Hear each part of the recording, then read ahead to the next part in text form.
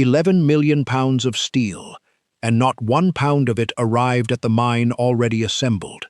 Bucyrus-Erie built it in Milwaukee, Wisconsin, in pieces small enough to survive a 900-mile train ride. What was waiting in a Kansas field in the summer of 1962 was not a machine. It was a puzzle with no picture on the box, and the only guide was a set of blueprints thick enough to stop a bullet. Stand at the base of it today, and the numbers still don't add up. 160 feet tall. 16 stories, if you want to think of it as a building. Except buildings don't move, and this one, slowly, groaning, on 4 sets of steel crawler tracks, did. 11 million pounds, 5,500 tons, a bucket that could open its jaws and swallow 90 cubic yards of Kansas earth in a single bite, enough to fill 3 railroad hopper cars before the dust even settled. They called it Big Brutus. For 11 years it tore the roof off the ground in southeast Kansas, so smaller machines could reach the coal underneath. Then it stopped, and it never moved again, which is its own kind of joke, because moving earth was the only thing it was ever built to do. But before any of that, before the bucket ever bit into dirt, 52 men spent 11 months underneath it while it was still being born, not underneath a finished machine, underneath raw sections of steel, some of them weighing as much as an adult blue whale, hanging from cable, resting on stacked timber, waiting to be bolted, welded, and swung into a shape that had only ever existed on paper before that summer. Now picture one of those sections over your head while you work below it, held there by wood blocks and steel rope, and a rigging plan nobody in this part of Kansas had ever attempted at this scale. There was no federal agency watching that job site. The Occupational Safety and Health Administration didn't exist yet. It was 8 years from being signed into law. In the summer of 1962, if you worked underneath a 100-ton section of steel in a Kansas field, the only thing standing between you and catastrophe was whoever built the cribbing, whoever read the rigging chart, and whoever decided the crane had one more lift left in it before quitting time. So who checked the cribbing? Who signed off on lifts nobody had ever attempted at this size? And how did a crew of coal miners, men who had never assembled anything remotely like this, take on 11 months of that risk without a single documented catastrophe? Before any of that steel arrived, the site was just grass and survey stakes, a patch of Cherokee County, Kansas, that looked like nothing, because there was nothing there yet to make it look like anything. Within a year, that same patch of ground would carry more suspended dead weight, moving through the air on cable and crane hook, than most towns see in a lifetime of construction. So here's what this video is going to answer. How do you build something too big to exist as a single object? Too big to forge whole, too big to ship whole, too big to lift in one piece, using nothing but men, timber, and cable in a Kansas field in 1962. And what did it cost the people standing underneath it while they figured that out? Keep that question close. It's going to sit underneath everything else in this story, the way the shovel itself once sat underneath 150 feet of raw Kansas sky, the machine that should not add up. Here is what nobody quite believed until they stood next to it. It cost $6.5 million in 1962 money, and that bought exactly one machine, because Bucyrus-Erie only ever built a single Model 1850B in the company's history. Not a production line, not a series. One. It didn't come to Kansas in one trip. It came in 150 separate railroad cars. A train of parts long enough that if you lined the cars end to end, you'd stretch past 1.5 miles of steel wheels on steel rail. And every car in that line was carrying a piece of a machine that didn't exist yet. Some of those pieces weighed as much as 120 tons apiece. That's heavier than a fully loaded highway tanker truck, 3 times over. That's close to the weight of a loaded freight locomotive, swinging on the end of a crane cable above men's heads.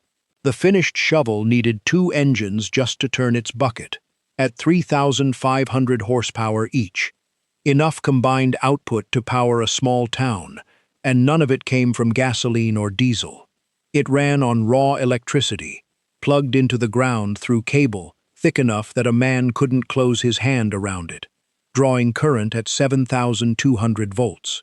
Its 4 crawler assemblies alone carried 256 individual steel track pads, each one roughly the weight of a small car, and each of the 4 gearboxes driving them held more than 2,000 gallons of gear oil, enough to fill a small tanker truck, just to keep 4 sets of tracks from grinding themselves apart under 11 million pounds. Once it was standing, it weighed so much that its top speed, full throttle, everything working, was 0.2 of 1 mile per hour. At that pace, it would take the machine roughly 4.5 hours to cross a single mile of open ground. A man could outwalk it without trying. And yet this same machine, moving slower than most people walk, could reach out on a boom 150 feet long, sink a bucket the size of a 2-car garage into the earth, and lift 150 tons of Kansas ground into the air in a single motion. Slow and unstoppable are not opposites. On this machine, they were the same fact, described 2 different ways. The boom alone, once raised, would reach as far as the distance from a football field's goal line to its 50-yard line. 50 yards of open steel lattice, angled up into Kansas sky, with a dipper stick beneath it running nearly 30 yards on its own. None of that steel existed as a connected structure until 52 men made it one. And here's the fact that this whole video is going to keep circling back to, because it's the reason any of this happened at all. For 11 months, the crew that built this thing worked underneath sections of raw steel heavy enough to end a life in an instant, using techniques and equipment that had never been tested at this scale before, on a machine that had never existed before, in a field that had no name most people would recognize. We'll come back to that. It's the reason this video exists, because right now, none of it explains itself. Why did a coal company need a machine this insane in the first place? Why did the pieces have to travel 400 miles before they could even meet each other? And why did 52 ordinary men agree to spend nearly a year of their lives standing under something that could kill them if a single cable let go? The answer starts almost 70 years before Big Brutus ever existed, in a factory that had already spent 2 world wars learning how to build things too big for anyone to build alone. A factory that had already forged 2 wars. The factory that created Big Brutus had spent 7 decades building machines that could kill the men who worked around them. Artillery, shovels, draglines, and by 1962, it had run out of easy ways to make them bigger. So when Pittsburgh and Midway Coal Mining Company came asking for the impossible, the Bucyrus-Erie plant in South Milwaukee, Wisconsin, already knew exactly what impossible cost. The company moved there in 1893, chasing rail access and dock space on Lake Michigan, and it grew the way factories grew, when a country needed steel faster than it could imagine uses for it. 77 of the steam shovels that dug the Panama Canal came out of this plant. During the First World War, its forges turned out more than 150,000 8-inch artillery shells and 100 recoil slides for field guns. During the Second World War, it built dozer shovels, draglines, and 240mm howitzer barrels. And when 507 of its own workers left to fight, the company filled their benches with women who had never touched a lathe before 1942 and were running one by the end of it. By 1962, the plant had become something closer to its own small industrial nation. It ran its own foundry, its own forging operation, its own heat treatment lines, self-sufficient enough that raw steel could enter one end of the property and roll out the other end as a finished gear tooth or a machined bearing race. The company had sold building lots around the plant to its own employees for decades, at cost, so the men who ran the lathes could walk to work. Fathers brought sons in. Sons eventually brought their own sons. By the plant's later years, some families had 3 generations of paychecks signed by the same company, in the same town, off the same factory floor. Slow down here for a second, because this matters before the danger starts. Picture the noise of that place on an ordinary Tuesday in 1962. Not the crash of catastrophe, just the constant hum of a foundry that never fully went quiet. Drop hammers somewhere finding their rhythm, the smell of hot metal and cutting oil hanging in the air, the way salt hangs over a coastline. Nobody on that floor thought of themselves as doing anything unusual. They were just doing what this plant had always done. This is the antagonist of this story. And it isn't a person, it's a problem. How do you build something bigger than the building it's built in? By 1960, that problem had already produced legends. Bucyrus-Erie had presented a 14-inch scale model of a planned shovel, one so large the real machine was projected to weigh 7,000 tons and stand 220 feet tall, to President Dwight Eisenhower himself. The White House passed it along to the Smithsonian. That machine alone was expected to travel in more than 250 rail cars.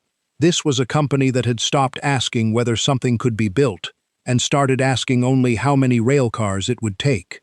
So when Pittsburgh and Midway came to South Milwaukee in 1962 wanting a shovel that could reach coal seams buried up to 69 feet under the Kansas prairie, coal that every smaller machine in the region had already given up on, Bucyrus-Erie didn't say it was impossible. They said it would cost $6.5 million, and they started drawing. But why had every smaller machine already failed? Southeast Kansas held coal seams only 18 to 24 inches thick, buried under 20 to nearly 70 feet of rock and dirt that had to be cleared away before anyone could touch the coal itself. Existing shovels in the region could reach some of that overburden, but not reliably down to 69 feet, and not fast enough to make the thin seams underneath worth the trouble. The coal was there. The problem was everything sitting on top of it, more rock and dirt than existing machines could economically clear away. Pittsburgh and Midway didn't need a bigger shovel, because bigger sounded impressive. They needed one because every smaller answer to this specific problem had already failed the math. One problem, though, no engineer in the front office could design their way around. The finished machine would weigh 11 million pounds. No factory floor could hold that. No crane in Wisconsin could lift a finished shovel that size onto a flat car, and no railroad bridge between Milwaukee and Kansas was rated to carry it as a single load, even if one could. The machine that Bucyrus-Erie had just agreed to build was, by definition, too large to ever exist as one object in one place. That's why it left the factory in pieces. That's why it took 150 rail cars. In effect, the company was shipping a kit, the largest, heaviest, most unforgiving kit ever handed to a coal company. And the instructions assumed you had a crew capable of turning 2-year-old blueprints into 11 million pounds of working steel with nothing but hand tools, cable, and timber. Individual pieces coming off that factory floor weighed as much as 120 tons. Turret gears, crawler frames, sections of the housing that would eventually cover the entire rotating deck. Each one had been forged, machined, and tested in Wisconsin. And each one was now somebody else's problem the moment it crossed the Kansas state line. The question the factory couldn't answer for Pittsburgh and Midway was the only question that actually mattered. Who puts it back together? 11 months beneath a sky made of steel. Everything that could go wrong on this build would go wrong in one direction. Down, onto the men working underneath it. The first rail car rolled into a spot near Hallowell, Kansas, in June of 1962. It carried a piece of a machine. It did not carry a machine. Pittsburgh and Midway didn't hire outside contractors to solve that problem. They pulled 52 of their own men off other jobs and told them, "This is yours now." Not engineers flown in from Milwaukee. Miners, riggers, and heavy equipment men who already worked this ground, who now had to become something closer to structural iron workers, a trade that, then and now, sits near the top of the list for construction fatalities in America. Except none of them had a name for what they were about to do, because nobody had done it at this scale before. Chaos came before gravity ever got its turn. 150 rail cars don't all arrive on the same day, and they didn't all arrive in the order the crew needed them. Every piece coming off Bucyrus-Erie's factory floor carried a tag number matching it to a position on a blueprint nobody in Kansas had memorized yet. And for the first weeks, the job looked less like construction and more like unpacking the world's heaviest, most lethal jigsaw puzzle onto open prairie. Worse, the factory hadn't finished forging everything before the shipment started. Parts kept arriving as late as the following spring, even as crews were already bolting together sections that had reached the site the summer before. The build crew never got to see the whole machine at once, not even in pieces. They only ever saw the parts that had shown up so far, and had to trust that the rest, still being poured and machined 400 miles away, would show up in time to matter. The first physical task was about as unglamorous as it gets, building a mountain of timber.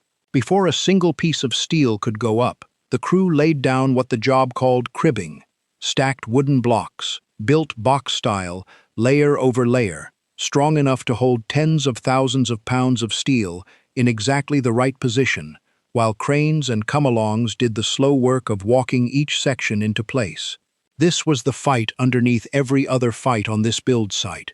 Wood against weight, geometry against gravity, and a crew betting 11 months of their lives that both would hold long enough to finish the job. Bad cribbing doesn't announce itself. It holds and holds and holds until the geometry shifts by half an inch, or the timber underneath takes on moisture it shouldn't have, and then it doesn't hold at all. There is no warning stage between cribbing that works and cribbing that fails. Now put a man under that. Picture the turret gear, one of the pieces photographed for the historical record. Workers standing shoulder to shoulder around a ring of toothed steel, taller than they were, guiding it down onto its mount by hand, while a crane operator 40 feet away tried to read their signals through summer heat that shimmered the air between them. Every tooth on that gear ring had to seat within a tolerance measured in fractions of an inch, on a piece of steel that could crush a man's foot without even noticing the resistance. There was no shortcut to that kind of precision. Torque wrenches, feeler gauges, and men on their knees checking clearances by hand, one bolt at a time, on a piece of machinery that outweighed the truck that had hauled the cribbing timber. One wrong hand signal, one cable spooling half a second late. That's the entire safety margin on a 100-ton lift in 1962. A raised hand, a shouted word, and the trust that the man on the crane was watching closely enough to catch it. Then summer ended, and the job didn't stop. What happens to a rigging operation like this when the temperature drops below freezing? Nothing good. A build that started in June of 1962 and didn't finish until the following May had to survive a full Kansas winter in between. And steel doesn't forgive cold the way flesh does. Cable stiffens. Rigging that swung smoothly in July can bind and jerk in January, and a jerking load is a far more dangerous load than a steady one. Frost works its way into cribbing timber and changes how it settles under weight, sometimes by fractions of an inch that don't matter until they suddenly do. Bare hands on frozen steel lose grip and feeling within minutes. None of that stopped the schedule. The crew that had spent August fighting heat spent January fighting a different enemy entirely, on the same lifts, with the same margin for error, in coats and gloves that made the fine work of aligning 100-ton steel sections even harder than it already was. So what actually kept 52 men alive for 11 straight months of this? Partly it was the same thing that makes any dangerous trade survivable: repetition, discipline. Foremen who had learned the hard way on smaller jobs what a cable under strain sounds like right before it lets go. But partly it was luck. Bad cribbing collapses whether or not the men underneath it deserve to walk away. A rigging chart is only as good as the last person who checked it. There is no version of this story where the danger wasn't real, and there is no evidence that anyone on this crew was ever seriously injured putting Big Brutus together. Both of those things are true at once. The record shows an 11-month build with no documented deaths and no documented catastrophic accident. And it also shows a job site where every single day carried the physical conditions for one. That's the part that doesn't get put on a plaque. And it isn't because anyone covered it up. There was simply nothing dramatic enough to record.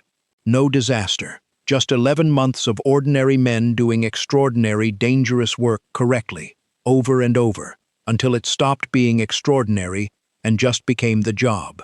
You're standing where they stood, if you can imagine it. It's July. Kansas heat presses down through your shirt before 8 in the morning. Above you, a crawler frame the size of a small house hangs 11 feet off the ground, swaying by inches on a cable rated, everyone hopes, for exactly this.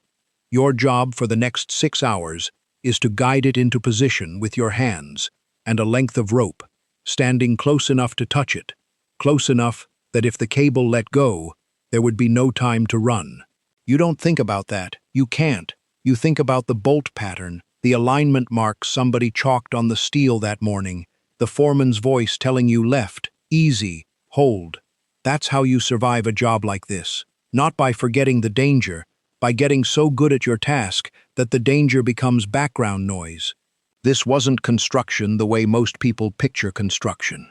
It was surgery performed with cranes, on a patient built from rail cars, where every incision weighed more than the operating table. The cost Chapter 1 flagged, $6.5 million, starts making sense here, because that number didn't just buy steel. It bought 11 months of wages for 52 men doing the most dangerous rigging work most of them would ever attempt, on a machine that had zero margin for a second attempt. There was no factory reset button. If a 100-ton section went up crooked, you didn't scrap it and order another. You fixed it, 400 miles from the plant that built it, with the tools you had on site. Near the end of the build, the crew faced the one lift that couldn't be handled the same way as the rest. What do you do when the piece is too long, too light for its size, and too exposed to the wind to control by hand?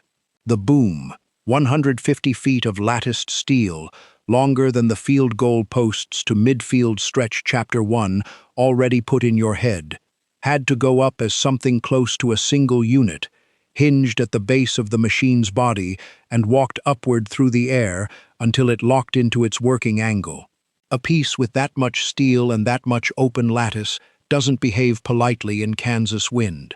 Every additional degree it rose off the ground gave the wind more surface area to push against, and on the Kansas plains, wind rarely asks permission. For that lift, the crew that had spent 11 months working close enough to touch the steel had to do the opposite.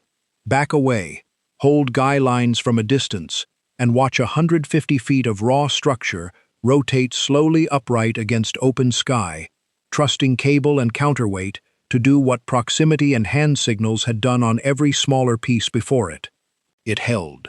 By the time that boom locked into position, the crew had spent nearly a year converting 150 rail cars of numbered, disconnected steel into a single standing structure, 16 stories tall. Nobody in Kansas had built anything quite like it before. Nobody has needed to since.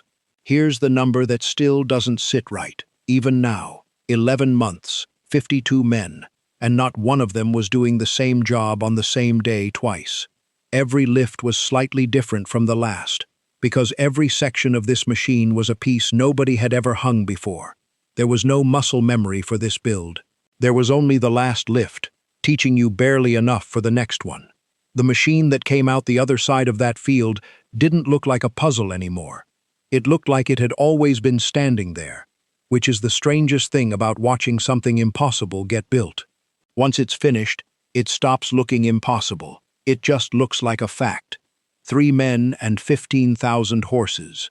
How many men does it take to control 11 million pounds of moving, digging, electrified steel? 3. That number should sound wrong, and understanding why it worked anyway is the story of the next 11 years. Big Brutus went to work in May of 1963 at Pittsburgh and Midway's Mine 19. The man who named it was no poet and no publicist, just Emile Sandine, the mine's superintendent, who took one look at the finished machine and called it Big Brutus. The name stuck because nothing else fit. An operator sat in a glass-walled cab on the right front corner of the machine, working levers connected to 13 separate direct current motors that drove the winch, the swing, and the crowd, the mechanism that pushed the bucket forward into the earth. A groundsman stood below, guiding the 4 crawler assemblies that let the whole 11 million pound structure creep across the pit. An oiler kept the machine's joints, gears, and motors alive, because a machine this size didn't forgive neglect. It just failed in ways that took weeks to fix. That was the entire crew. 3 men per shift, inside a machine, drawing more power than the town most of them drove home to. The groundsman's job deserves a second look, because it's the one role on this crew where the danger never went away, no matter how many years the machine ran without incident. 4 crawler assemblies, each one taller than a man. Moving at a crawl, the operator up in the cab couldn't always see clearly around the machine's own bulk. The groundsman was the eyes the operator didn't have, walking alongside 11 million pounds of moving steel, close enough to signal problems before they became damage, on ground that was never flat, never predictable, and never forgiving of a single missed step at the wrong moment. A shovel this size doesn't stop the way a car stops. Momentum on 11 million pounds doesn't care that a man just tripped. This is the fact Chapter 1 planted and never explained. This machine used enough electricity to power a town of 15,000 people. So where did all that power come from? Out in rural Kansas, 2 main motors, 3,500 horsepower each, synchronous, drawing current at 7,200 volts and up to 1,200 amps, through cable run in from a nearby Empire District Electric substation. No fuel tank, no exhaust. One longtime site manager put it about as plainly as it can be put, years later. They plugged it in, she said, just like you'd plug in a lamp, except the lamp was 16 stories tall and ran 24 hours a day. That wasn't a metaphor. Big Brutus operated in 3 shifts, around the clock, 7 days a week, for as long as it worked. It didn't sleep. Neither, in a sense, did the men running it.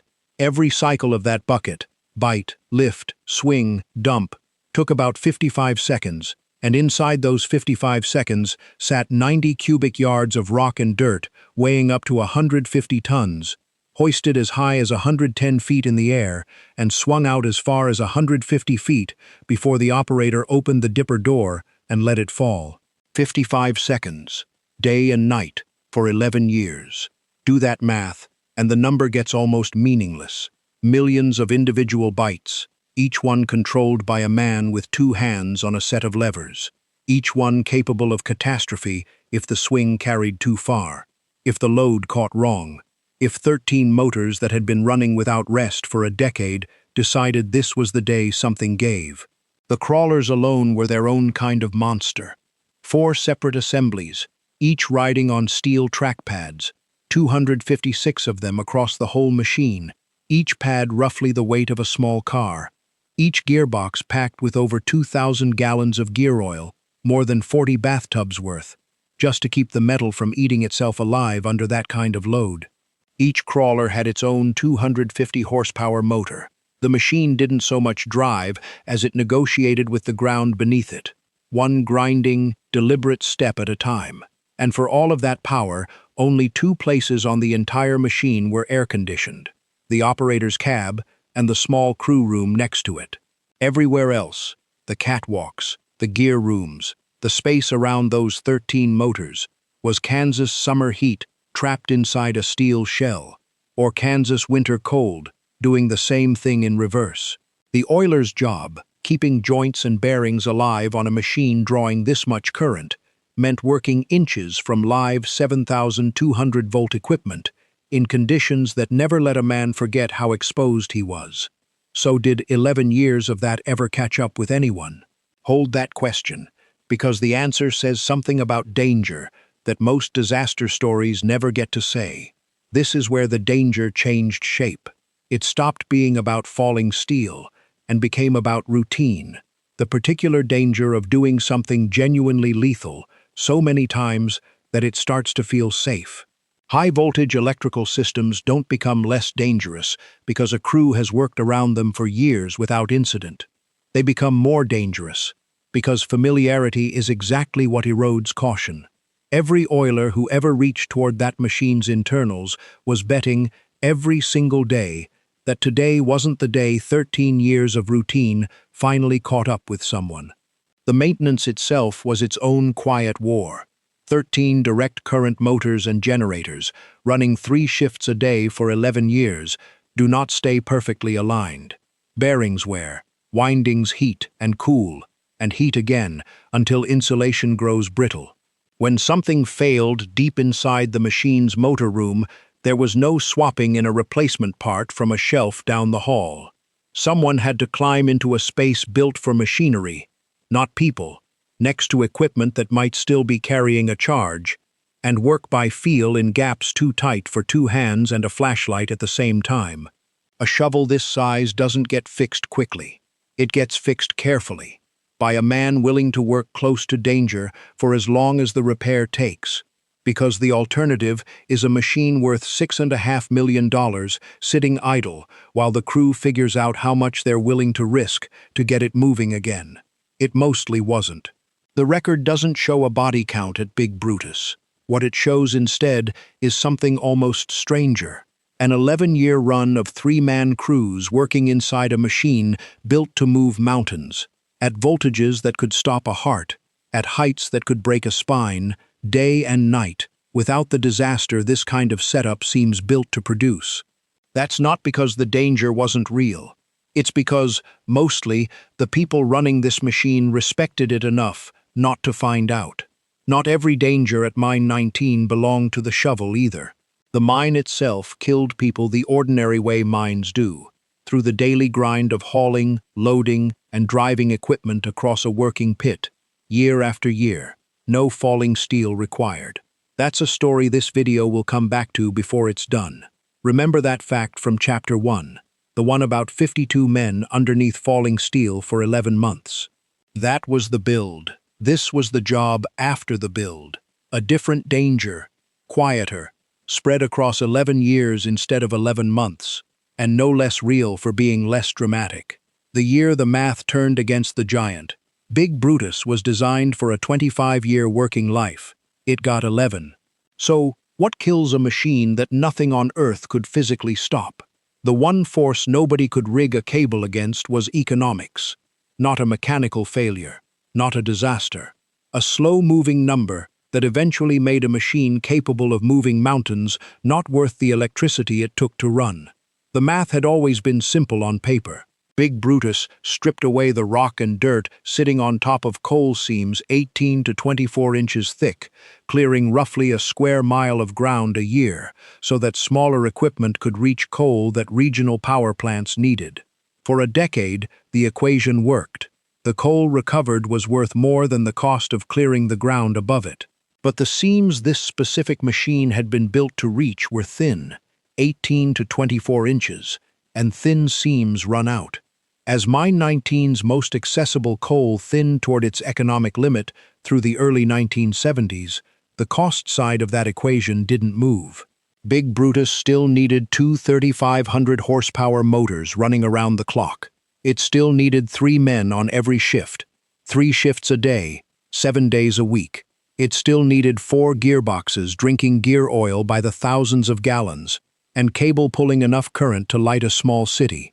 None of those costs cared how thin the coal seam had gotten. The shutdown stings a little more once you add this detail. 1974 sat right in the middle of an oil crisis that was pushing the entire American coal industry into a genuine boom.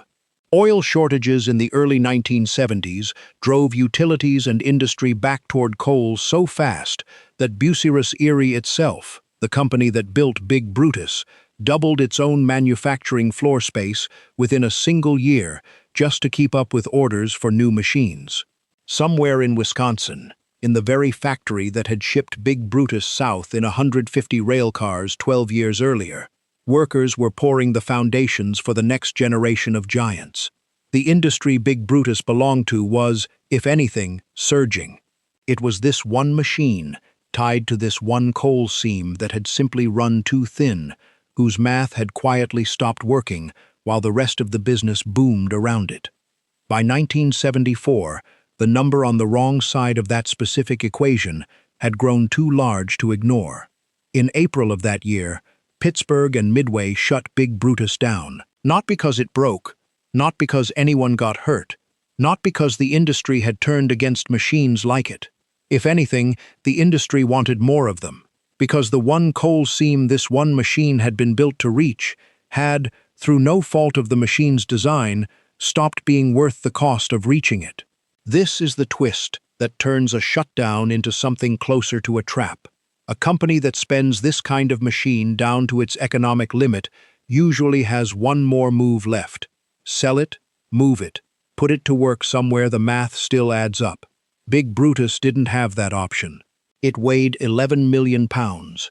It had been built in place, from 150 rail cars of parts, by 52 men who spent 11 months turning disconnected steel into a single structure that had never existed as one object before, and, once assembled, was never designed to come apart again.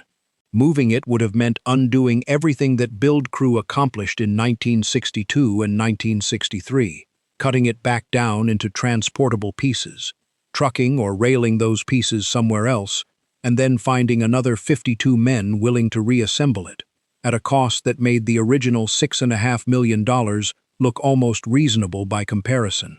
Pittsburgh and Midway ran the numbers. Dismantling, moving, and rebuilding this specific machine cost more than the machine or the coal underneath any new site would ever be worth. So Big Brutus sat. Its electrical systems and auxiliary equipment were stripped out for salvage value. The parts of it that could still earn money, sold off, while the 11 million pound frame that couldn't be moved stayed exactly where its last shift had parked it. Think about what that actually meant on the ground. The same crawlers that once carried this machine a square mile a year across the pit sat locked in place. The same cab where an operator had run 13 motors with 2 hands went dark and silent. The same cable that once pulled 7,200 volts out of the Kansas grid was gone, coiled up, and hauled off with everything else worth scrapping. What remained looked like a shovel from a distance. Up close, it was a hollow steel skeleton in the exact shape of one 16 stories tall, standing motionless in a field that used to be a coal pit, with nobody left to run it and nowhere it could go. The beast that couldn't walk away from its own grave. For 4 years, that's all Big Brutus was. An idle 11 million pound liability, sitting on land Pittsburgh and Midway no longer had a use for, slowly losing its fight against Kansas weather. So how does a stripped, rusting hulk that nobody can move and nobody can afford to scrap end up on the National Register of Historic Places? Then, starting in 1978, a small group of area residents began arguing that this shouldn't be scrap. For the next 6 years, they pushed to save a machine that, by every normal rule of industrial salvage, should have been cut apart and sold by the pound. They tried, more than once, to find a way to relocate it. Every attempt ran into the same wall the mining company had already hit. 11 million pounds does not move cheaply, and there was no version of a relocation plan that didn't cost more than the machine was worth. In 1984, Pittsburgh and Midway settled the question for good. The company donated Big Brutus, along with 16 acres of surrounding land and $100,000 toward restoration, to a new nonprofit called Big Brutus, Incorporated. The machine that couldn't be moved would simply stay where it stood, and the people who'd spent 6 years fighting for it would spend the next one turning a stripped, rusting hulk into something the public could walk through. On July 13, 1985, Big Brutus was dedicated as a museum and memorial. 2 years later, the American Society of Mechanical Engineers named it a Regional Historic Mechanical Engineering Landmark, the 10th such designation the organization had ever given out. In 2018, it earned a spot on the National Register of Historic Places. Drive out to West Mineral, Kansas today, and this is what that means. The machine that once ran 3 shifts a day, 7 days a week, drawing enough current for 15,000 people, now sits perfectly still, painted bright orange, visible for miles across flat farmland, before you're anywhere near close enough to appreciate its actual size. You can climb the same stairways riggers once used to reach the upper sections during that 11-month build. Up past 5 stories, into the same glass-walled cab where an operator once ran 13 motors with 2 hands.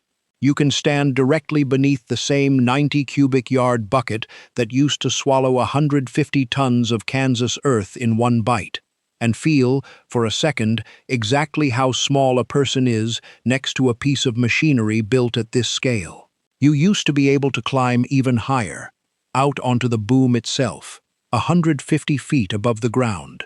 People got married up there, once. That's not allowed anymore. A small, quiet acknowledgement, decades later, that a machine built for danger doesn't stop being dangerous just because it stopped moving. Look closely enough on the tour and you'll notice something the machine wasn't originally built with. A ventilation housing near the rear deck that doesn't quite match the rest of the 1962 steel around it. Big Brutus went to work without it. Dust and grit kept working their way into the front of the machine's house until the company added proper exhaust ventilation later in the decade.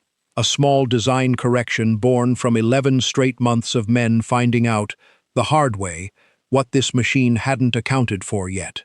Even a giant gets built with gaps its own crew has to discover by living inside it. Betty Becker, who spent decades running the site after it opened as a museum in 1985, once talked about her own family's history with this ground. Her father drove a coal truck at the mine, hauling loads from the pit to the cleaning plant, for years. His job had nothing to do with Big Brutus directly. It shared the same site, the same industry, and the same kind of everyday risk that never made it into any of the machine's specifications. Then one day, she told NPR, he didn't come home. He died on the job. A call came, and then he was gone. Big Brutus never did that to anyone, as far as any record shows. The ground underneath it did that to people all the time. That distinction deserves a beat of silence. The machine visitors drive for hours to gawk at was the biggest danger this site ever produced. It was never the only one. Roughly 22,000 people made the drive to see it in 2023 alone. Cindy Morris, the museum's executive director, has said they come from every part of the country, and some from well beyond it. Travelers coming to stand next to something that shouldn't have been buildable in the first place, and somehow was. It isn't even the largest shovel that was ever built. A rival machine from a competing manufacturer, more than twice its weight, once held that title before it was cut apart for scrap decades ago. Big Brutus is simply the largest one still standing, and being the biggest ever made has nothing to do with it. Every company that ever owned something bigger eventually found a way to get rid of it. Nobody could ever find a way to get rid of this one. That's the whole irony sitting at the center of this story, and it's worth saying plainly instead of explaining it to death. Big Brutus was designed and built for one purpose: to move earth on a scale nothing else in southeast Kansas could match. For 11 years, that's exactly what it did. A square mile at a time, bite by 55-second bite, at a cost of $6.5 million, and 11 months of 52 men's lives spent working underneath raw, suspended steel that never once, as far as the record shows, fell on anyone. And when its working life ended, the one thing all that power couldn't do was move itself. Not 1 inch. Not off the property it retired on. The machine that spent a decade proving there was nothing in the Kansas ground it couldn't shift now stands permanently rooted to the exact spot where its last shift ended. A factory's answer to an impossible engineering problem. An 11-month gamble that 52 men walked away from clean, and a giant that will spend the rest of its existence exactly where the math finally caught up with it. Somewhere in that fact is the whole shape of this story. A factory in Wisconsin that had spent 70 years learning to build past the edge of what a single building, a single crane, a single flat car could hold. A field in Kansas where 52 men turned 150 rail cars of numbered steel into something that had never existed as one object before, working underneath tons of suspended weight for 11 straight months, without the disaster that math alone says should have been possible. And a machine that spent the next 11 years proving it could move almost anything on Earth, except, in the end, itself. Big Brutus still stands there today, bright orange against flat Kansas ground, exactly where its last shift parked it more than 50 years ago. Nobody planned for that spot to become a monument. Nobody ever found a cheaper alternative. They don't build them like that anymore, not because nobody could, because nobody would ever let them try.